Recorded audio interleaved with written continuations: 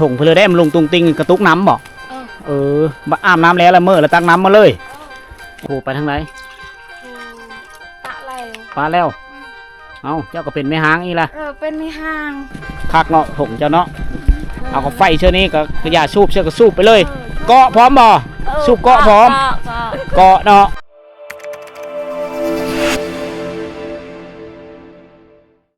ตอนนี้เฮามาลงที่เซ่ละน้องทุกคนมานั่งเบิ่งภาพบรรยากาศในยามแรงๆมาเบิ่งนั่งเบิ่งวิถีชีวิตของชาวบ้านมาอาบน้ำนี่เอาเครื่องเอาของมาซักนี่นะในยามแรงๆทุกคนกะ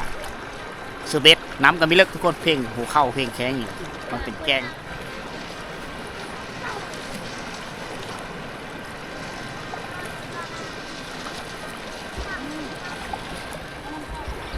แม่น้ำเซละนองเป็นแม่น้ำถึงที่ใหญ่แล้วก็ยาวนะที่ไหลมาแต่ปู๊มีหัวมันไหลมาเจอตุดจนต้นกำเนิดของมันแต่ว่าอยู่ในนี้มันจะมีแกงอะล่องตัวนี้จะเป็นบ่อนสถานที่ท่องเที่ยวแห่งหนึ่งของเมืองนองและบรรยากาศยามแรงชาวบ้านจะมาอาบน้ำนะมาหาอยู่หากินมาคิดเบ็ดอยู่นี่น้ำกันมีเลิกทุกคนเหมาะสำหรับการมาท่องเที่ยวมากางเต็นท์นอนอยู่นี่ก็ได้นี่นะกางเต็นท์นอนตามหาดตามเกาะตามตอนนี่ต่างแคมปิ้งทุกคนมานอนโอ้โห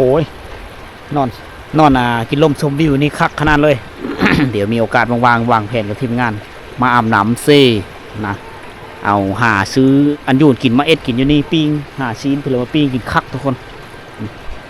ได้เลิงเลยซ้ำนี้แล้วพอดีบรรยากาศตอนแรกๆซ้ำ5 โมงแรกเขาลงมาเก็บเครื่องอยู่นี่ถือว่าชุดยอดเลยนะ อันนี้คือบรรยากาศยามแรงเอามาฝากพ่อแม่พี่น้องมีโอกาสได้มาพานักท่องเที่ยวมาก็เลยเก็บภาพบรรยากาศยามแรงให้ทุกคนได้เบิ่งยามฝนน้ำจะไหลถงเพลได้มันลงตุงติงกระตุกน้ำบ่มาอาบน้ำแล้วละเมื่อแล้วตักน้ำมาเลยอันนี้พาลูกมาอาบน้ำเปิดเด้อร้านเนาะมาอาบน้ำอยู่พี่ใหญ่นะว้าใหญ่เห็ดเป็นตัวถกลอเงียดกลอนี่เงียดกลองมหอยอาบน้ำงมหอยเลยคักเนาะตายนี่ก็ตายนี่ตายน้ำนี่หายเดี๋ยวคุยนี่เคืองเล่าเดินจูดงนั่นมูนบ่นี่กระมูนบ่แลนนี่เจ้ากับกระมูนบ่อ๋อนึ่งข้าวยำแรงคือสาวผมคล้องเนี่ยคือย้อมผมงามแต่นึ่งข้าวบอกไปขึ้นแขกเพิ่นอยากเบิ่งเจ้าหนึ่งเขา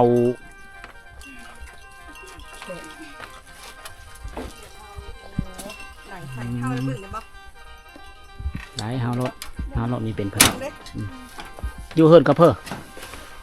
อยู่ผู้เดียวบ่อยู่ผู้เดียวเนาะไปเห็นไห้ผูดิผูไปทางไหนปลาแล้วเอาเจ้าก็เป็นแม่หางอีล่ะเป็นแม่หางแม่หางหลายเนาะบ้านเจ้าเนาะไปเฮิร์นเริ่มมีแต่เจอแต่แม่หางโอ้ยเฮ็ดอยู่เฮ็ดกินพ่อแม่ยังมีมาตรฐานให้เนาะอยู่กันจะคนอยู่เฮิร์น8 คนโอ้หลายเนาะหลายคนเติบอายุจักปีแล้วมีสาวจักมีหูจักเลยซื้อเนาะเลยเล่งเวกชื่อเวกสาวเวกอายุมีจื่อเลยเนาะหนึ่งเขาทาพอทาแม่ได้เพลอกินแรงมีเพลอกินเนาะจำแก้วกินพักกินมันไปได้มาแต่งกินนึ่งเราเดินตามสบายเด้อเจ้านึ่งข้าวรถใจอันนี้บอกมักมี่แกงมักมี่บอกอันนี้กินมันนี้เนาะตาจานี่โอ้เฮ็ดแกงมักมี่กินล้างถ้วยอยู่พุ่นเพิ่นนอนพุ่นสาวที่ดัดแขวอีกดัดแขวเนาะพี่บอลเขาจะนอนนี่พี่8 คนเลยนี่ อยู่กัน8 คน เธอเบิ่งได้บ่เบิ่งได้เนาะหาดูเห็น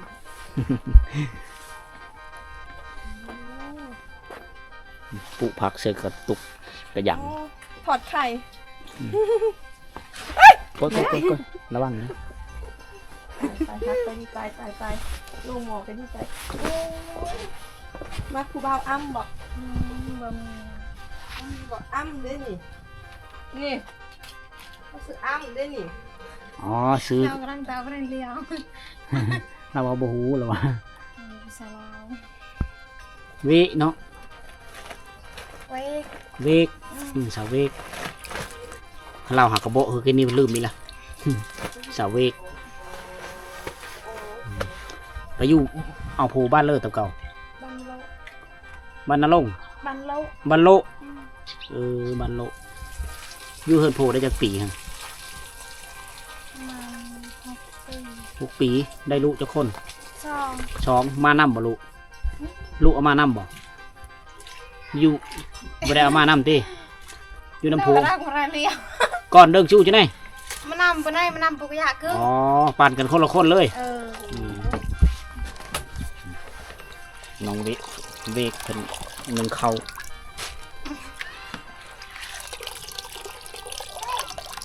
พวกเราจะมาเป็นเขยบรูนะเขยพาวมังกรมาจีบเอา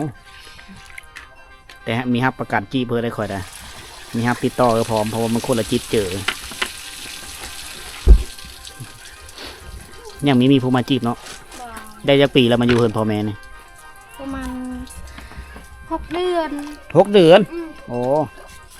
หากะมานี่จะเนาะ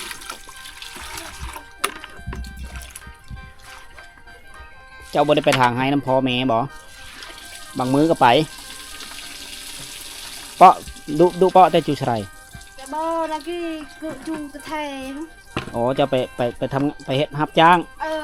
แพ้ไปละ ไทยวิลให้เนี่ยเอ้ย ลกมันต้นบ่เรื่องเลยหน้าตาน่ะ ตา อ๋อเป็นไปหาเงินรับจ้างแถวบ้านนี้มีผู้รับจ้างก็ไปฉลาดก็ลกมันต้นบ่เป็นประมีนะรายค่าให้งานได้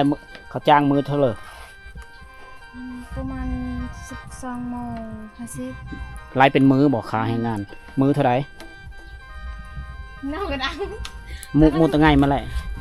กันตะง่ายใน80 อ๋อ80,000อีกลือ 12 โมงละพัก 80,000นะขอบใจเด้อน้องเวกเนาะ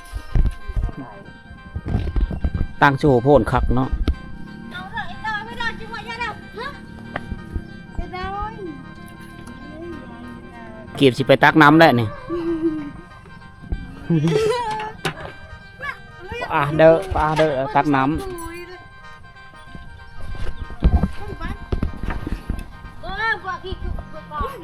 ในยิ่งชนเผ่าเนี่ยเขาจะสูบยานะทุกคนนะเพราะว่าเขาเคยสูบมาตั้งแต่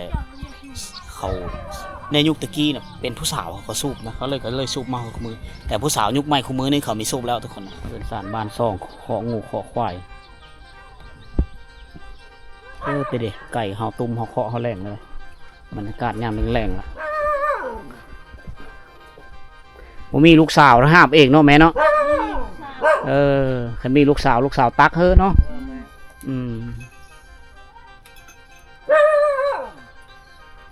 นี่แหละวิถีชีวิตอยู่ที่ชนบทสปป.ลาวของบางบ้านกะทันสมัยบางบ้านถึงว่าบ้านมีไฟฟ้ามีสัญญาณอินเทอร์เน็ตก็ตามแต่ว่าวิถีชีวิตยังเป็นแบบดั้งเดิมอยู่ไปนี่จะเป็นเล้าเขาเจ้ามุ่งหน้าไปนี่จะฮอดบ้านบ้านวงบ้านวึกแล้วก็บ้านไปเลยบ้านตะหลายๆบ้านนะต่อไปยัง3-4 หมู่บ้านแม่น ไปได้อีก แม่นแถวนี้เต็มไปด้วยเหลาเขาเจ้าเลยเจ้าเหลาเข้ามาไว้อยู่เนาะความเสือคือมีเพื่อป้องกันยัดเกิดอัคคีภัยพากันมาแต่ทางเลอนี่มาแต่ด้วยป้องลกมันต้นโอ้นี่แหละจูกูว่าโตยังไงล่ะ นายจูแต่นายชลิเนดงนายเดชูนะ ตุยไหนตุยเครื่องอัน ครึ่งนั่ง อันเจิงตุยตรงวินนี่ อันเหิมอ่อนเจิงเลย เอ้ยชื่ออตัวเนี่ยนูเดี๋ยวเปิดมือ อันเดิกจูจะดงอัน เนี่ยเปิดมือก ระตุกน้ำเนี่ยถือไปสวนเลยเนาะ เออ จ้าโดยปกี้เลย จ้า กินข้าวอยู่สวนเลยเนาะอืม เอ้ยหนังไฟแล้วปุยต้นจ้า นี่ทงยาบ่อนี่ เออ ฮะบ่แม่ทงยาคัดไปน้ำเลยคักเนาะกาไฟพร้อมบ่ มันเล่นจังตัวนี่ละ 25,000 ไอ้ เอาห้องหาชิป เว้ย เหลือชา เขาจะได้50พุ่น ตัวเน่าไปเลยเพื่อนยัง จ้าเฮาบ่ฮู้ลูกบ่ฮู้ชื่อเพื่อนเรา คักเนาะถงเจ้าเนาะเอากาไฟเชื่อนี้ก็อย่าสูบเชื่อก็สูบไปเลยเกาะพร้อมบ่สูบเกาะพร้อมเกาะเนาะอ๋อคือกันเลยกันถงซุมเจ้าคือกันเลยอ๋อตอนไปนี่อองน้ำเต็มเลยบ่นี่อ๋อถือว่าไปกินอยู่โซนลำเบิดเนาะเข้าพร้อมได้ไปเลยไปกินอยู่โซนนี่จับแจ้วอ๋อจำแจ้วมันไม่ให้กินเนาะน้องไม้เนาะได้เอาบ้างแล้วบ่ ปลาบ่ได้ใช่ เออมีหูว่าเฮิร์ดบนอยู่ซิเลอร์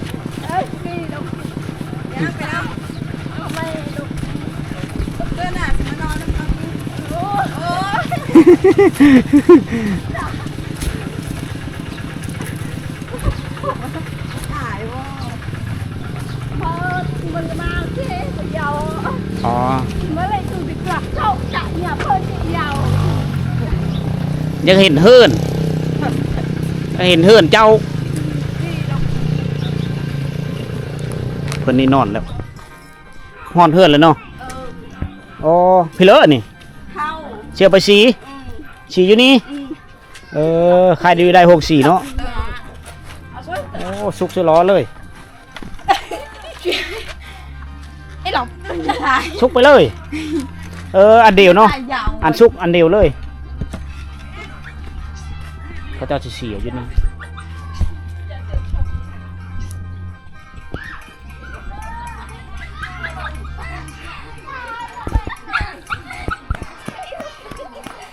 กระตุกหลายเนาะทางมาน้ำเต้าพร้อม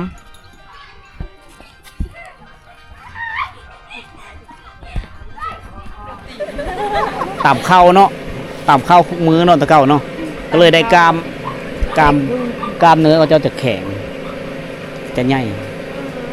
เป็นนี่วัฒนาไหม ตัวนี้วัฒนา มาตามน้ำเลย คุยละอันนี้เอ้ยบอกน้องไผ่ น้องไผ่เจ้า ผู้นี้เอา โคเจ้าเป็นอ้าย ผู้นี้เอาผู้กลาง อ๋อ ตัวนี้จ้องจ้องจ้องที่จ้องตัวนี้ชาวหาจ้องที่พี่ใครเอ้ย ตะดังตุยหนาว บนหาชิปได้ลำโตเวียนไงเอ๊ะพอได้น้องเพยก็ต้องน้องเพยเอส เบิ่งก็แบะฟื้นมาเลยผม ไม่ถูกเพยเอส เชื่อตัวนั้นมัน เขาเจ้าที่จะเอาให้งานหลายกว่าผู้ชายตะระกลุยชะแมงครับ ตาเก็บต้องเอ้ย เอ้ย เอ้ย ลึกมันต้นเฮ็ดเวียกหลายกว่าผู้ชายผู้ชายเฮ็ดเวียกมีหลาย ลูกกับปะอยู่ในไฮ อ๋อปานให้เลย ลูกหลานตาแปด อืม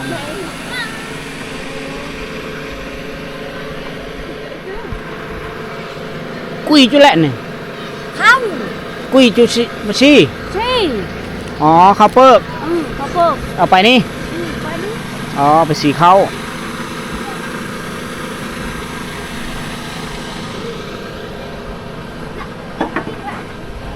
เด็ก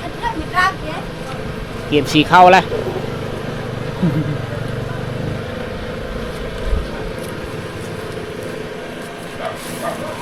ผู้ชายโมย่อซอยเนาะ ดันเลยเด้อ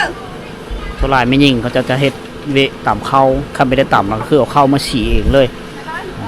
อันนี้คือความแตกต่างในการเฮ็ดเวะในการแบ่งภาระหน้าที่อยู่ในเฮือนซ่านอยู่ในเฮือนของพี่น้องเฮาชนเผ่าจะแตกต่างกันได้ส่วนหลายก็ไม่ยิ่งส่วนหลายจะเฮ็ดเวะหลายกว่าผู้ชายค่อนข้างเอาเปรียบกันหลาย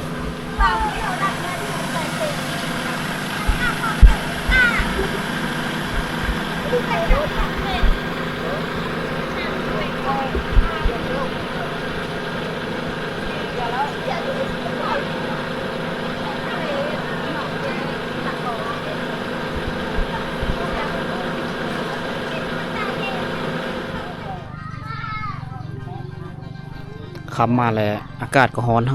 านะสิลงเสื้อมองเลยเนาะโบเลียเนาะแสมองเสื้อเสียแล้วน้องนี่พอได้กินอยู่เนาะเสื้อมื้อแรงมื้อเช้ายามบ่ นั่นแหละ โอ้พอได้กินเนาะ โดย ถึกหลายอยู่บ่แต่ละเช้า ลาวอยู่ โอ้คักเนาะเป็นแต่มานอนอยู่แคมป์เซ่นะอยู่แกงคักเลยนอนเย็นแต่ไรคักโอ้อยู่เทั้งเฮือนนี่เฮ็ดอยู่เฮ็ดกินแหละขอบคู่เพิ่นยำแรงๆทุกคนสลายไม่ยิ่งก็หาบน้ำเต้าไปตักน้ำผู้ชายก็กำลังมาแต่โหแต่โซนมาแต่ไห้โซนมันต้น เห็นว่าไอ้ว่าวเลยนะสวรรค์ก็ยากนะ อ่า ว่าทองเพิ่นอ้องนั่นซอกหาซื้อเทศวรรค์ บ่มีขาย บ่มีขาย นั่นแหละเราจะได้มือเฮือนแล้ว เพราะว่า อืม เขาชาชนก็มีเนี่ยผลประโยชน์เนาะ แมน เออ แถวบ้านเฮามีกระอ่องตุ้ยโบโลเลยแถวนั้น อ่องทงโบโลอ่ะโอเคทุกคนเลยสำหรับวิดีโอในตอนแรกมื้อนี้ก็สิขอโจคลิปอยู่ที่บ้านแกงอลองเมืองนองแขวงสวรรณเขตนะพานักท่องเที่ยวมาฝากแขกมาเที่ยวแล้วก็เลยเก็บภาพบรรยากาศมาฝากพี่ๆน้องๆเพื่อได้เบิ่งเพื่อได้รับชมอยู่ทางบ้านนะก็สิได้กลับที่พักทุกคนเลยเดินทางกลับก่อนโชคดีร่ำรวยด้วยทุกคนเลย